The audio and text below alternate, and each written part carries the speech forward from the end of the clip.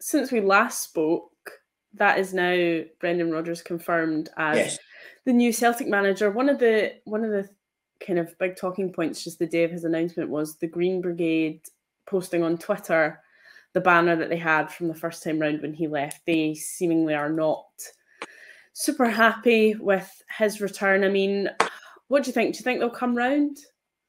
I think, listen, the Green Brigade have done a lot of good. They've done, but as they know, we don't see eye to eye on a few things like politics and all that kind of stuff. I think they should leave that door. I think they will come round.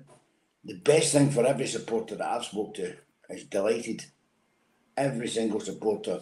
So he's the best man for the job. There's not many people go through a season invincible, and he done that. So so I think, and he's got the money, and I think what held back is he's got the assurances now that he's going to get the money and he's going to run the club. I think there was a bit of interference the last time. I'm not going to name names, but I think there was a bit of interference the last time, and he didn't get. They were giving contracts to people he didn't want to give contracts to, and you can't do that being a manager. If you say don't give a contract to somebody, then that's their job to do that. Mm-hmm. So they didn't listen. He said in a press conference, they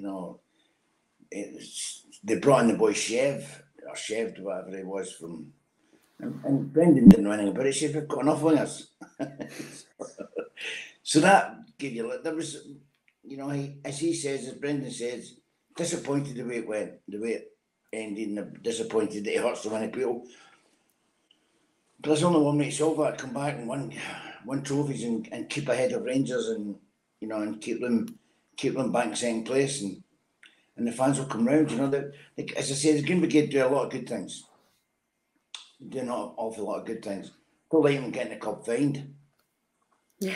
When the banners and all that, but it's I hope that they come round, because every other person in the stadium is quite happy with Brendan. I'm not quite happy; they're really happy. Yeah. It was more or less 3 trebles that the boy won. So, it was the worst kept secret in football. Really, it was in talks, and I'm delighted. And I think 95% of the Celtic fan base is happy. Yeah. So I think it's not bad. It's not a bad place for him to start. Yeah, that's very true. And it seemed like there was a lot of positive things coming out of his press conference as well. He talked about that, having lunch with Cal McGregor, and he basically, convinced him of the positive direction that the club was going in. So it does seem like things are, I suppose, a lot better now than they were the first time around, just at a club level. He had Scott Brown, who was incredible captain for him. Callum's and captain, completely different characters. But I watched the game once, and this is something that Anne's never done. I watched the game when Brendan was in charge, and he changed formation 3 times.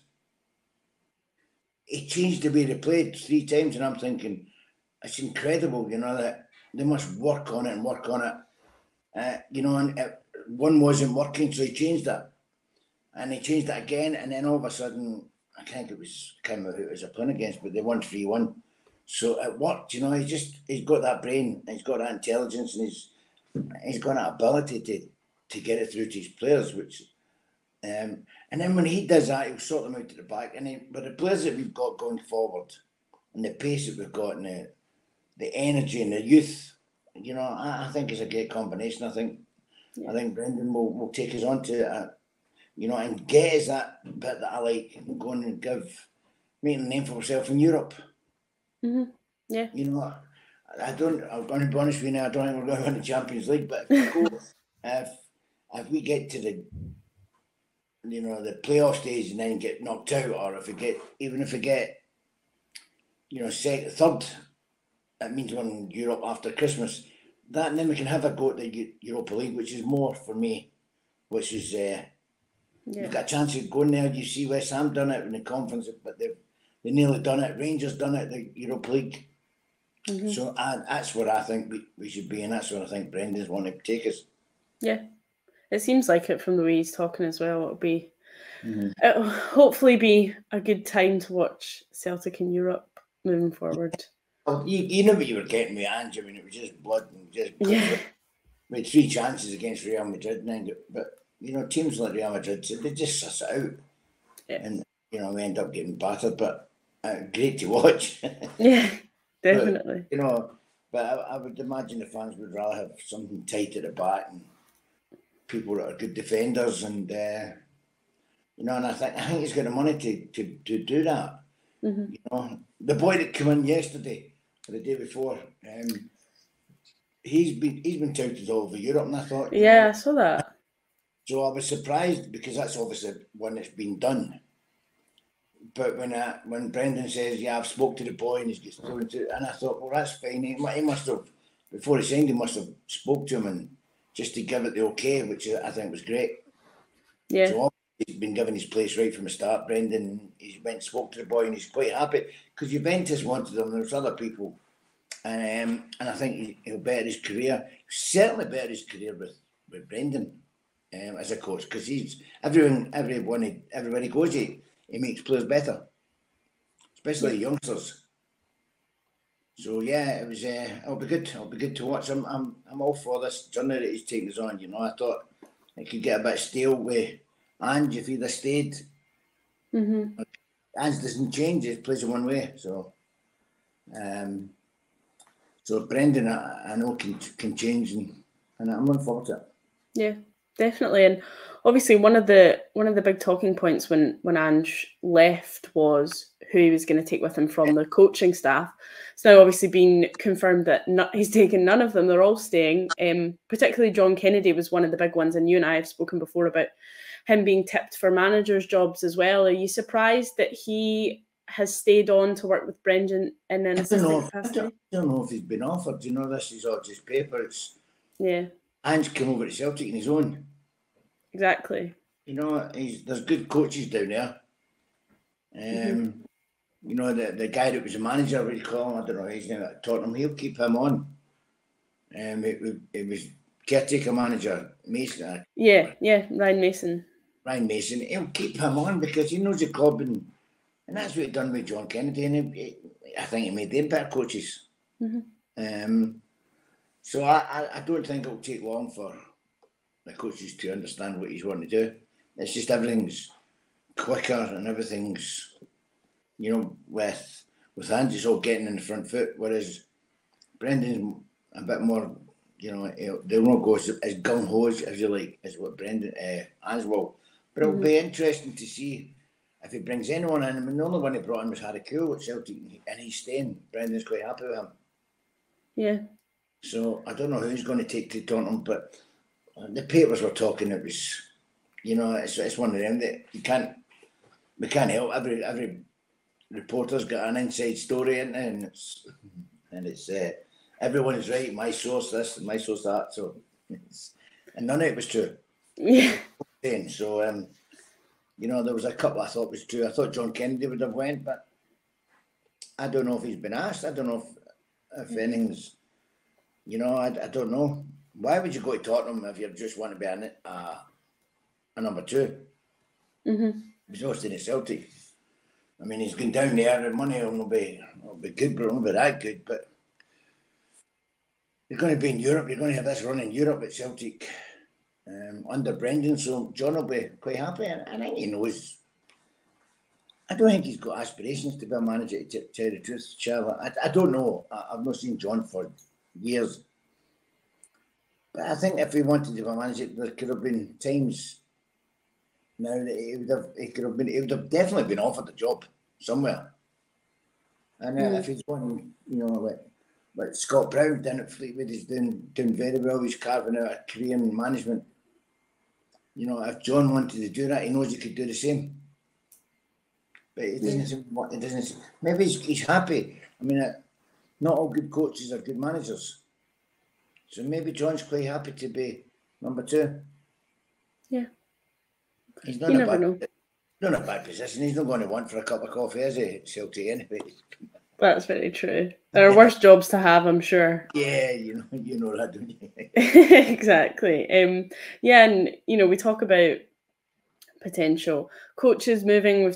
We've spoken about potential players moving, and obviously, the likes of Kyogo is always going to be rumoured to be on the move. But I think there's chat that Celtic are maybe potentially going to try and tie him down to a longer contract. I think his current one runs until 2025 or 2026. I can't quite remember, but 2 years left. Yeah, I mean, do you think they want to, if they're going to keep him or sell him, they need to kind of get that done ASAP? I think he's going to bring in another striker. I don't think the other boy, is ready for a run. Yeah. So I'm going to have to bring in a good striker, especially for Europe. So we'll see. I think I would hasten to add, but I think we'll definitely bring in a holding midfield player. Or he'll turn one of the players they're now into a holding midfield player. I think that's something that Brendan does. Because you can't have everyone going forward like Ange did, right? Yeah. So there's got to, we've not had anyone since Scott Brown who just sat there, stopped to play. Nobody realised how good a job Scott done. So Big Roy Aitken used to do it before him. So it's a job that's very important. And either Brendan will bring one in or he'll turn one of them into that player, that maybe turn O'Reilly into that player who's not got the pace that you would like to go forward, and he maybe turn him into that kind of player. I don't know, but it's just different. It's just going to be different. It's going to be enjoyable. Looking forward to it. Yeah, definitely. And we talk about Kyogo, whether he'll go or not. I mean, that's the answer. I think he's going to be where he is. Yeah. I think Hatate will go, but I think it'll be silly to go now. I've said to you before, I think another year and he'll be ready to walk into any team. If he goes now, he'll not be ready because he's got to come up to pace, and he's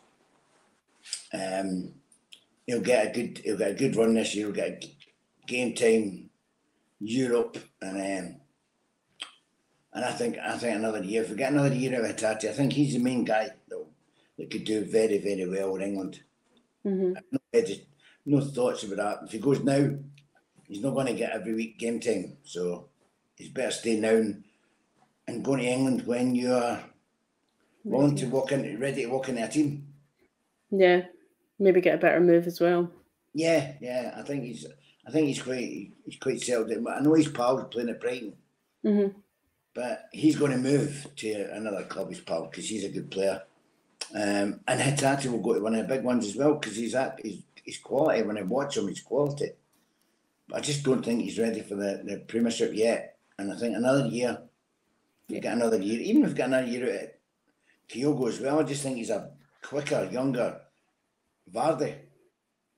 His movement is second to none, and he's and he doesn't mind getting into tackle as well, and then apologising and picking him up. I like that. Like all the Japanese boys have got that. But I don't know who'll go. I don't know who else. They're talking about Jota going to Ajax, and it starts. I thought yesterday I was reading the paper. It started. I thought, here we go. It started already. Jota, 25 million to Ajax, and I'm thinking, really, Ajax don't pay that kind of money for anyone. They sell players for that kind of money. They don't buy them. So I don't know what reporter has got that, but there's no way Ajax is going to spend 25 million on anyone. Yeah, we'll have to wait and see. I suppose there's lots of loose ends to be tied up. There'll be games in the next couple of weeks to see who's coming in, who's coming out. Exactly. I know it's always quite exciting when it gets to this time of year. Arelis, he's been all over the world. Now nobody wants him. Yeah, He's been at every club all over the world, according to the papers. This one's wanting him, that one wants him. Now he's on a free, nobody wants him. That's I know it's a strange one. That is a strange one. Yeah, you never know what he'll end up doing. Well, I think what they're doing now, they're going back to the old ways, and they're finding out something that I thought was out of the game. They're finding out the personality of the player and how training and how they're living their life, and it won't be a good dossier on Morelos, that's for sure. Yeah, not if anyone's been watching him for the last 12 months, I suppose. Yeah, and obviously, you know, we talk about potential outgoings from Celtic and Ange potentially raiding the team, but there's also the potential for Brendan Rodgers to turn to Leicester, and you know, there's been several rumours flying about them. One of them is Daniel Amartey, who is a free agent. His contract expired. I mean, do you think that that's, you know, a likely deal to get done if he's for free? I don't know the boy. Where's he play?